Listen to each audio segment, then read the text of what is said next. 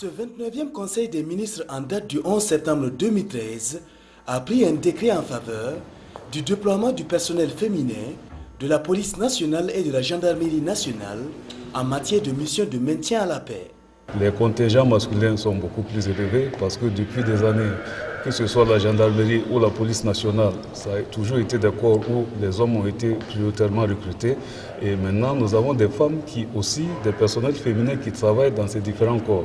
Il est donc indispensable, en tout cas il est utile que progressivement notre pays arrive à augmenter le nombre du personnel féminin dans les opérations de paix, parce qu'en réalité, les femmes jouent un rôle très important lorsqu'il y a un certain nombre lorsqu'elles sont sur le terrain, lorsqu'il s'agit de régler certaines questions, les femmes sont beaucoup plus aptes à régler ces questions-là que les hommes.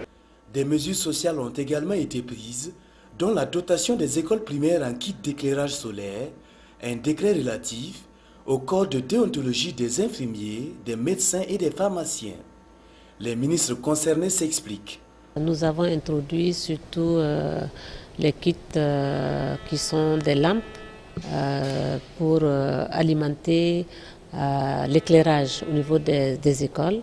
Et ça va concerner au niveau de ce programme 100 000 élèves qui vont vraiment bénéficier de cet éclairage-là pour améliorer bien sûr les conditions d'apprentissage.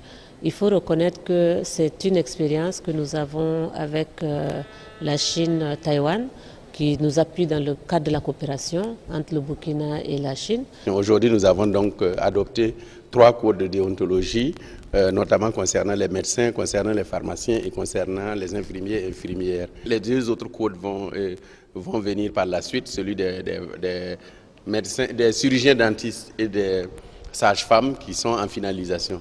En réalité, ces codes visent à préciser comment vont s'exercer les professions donc, au sein de ces différents ordres. Le ministre de la Culture, lui, donne des précisions sur le décret portant création du système des trésors humains vivants au Burkina.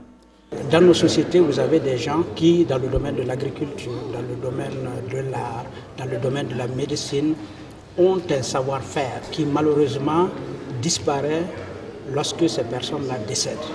Et c'est des pertes immenses. C'est la raison pour laquelle l'UNESCO, en 2003, a adopté une convention qui vise la sauvegarde du patrimoine immatériel.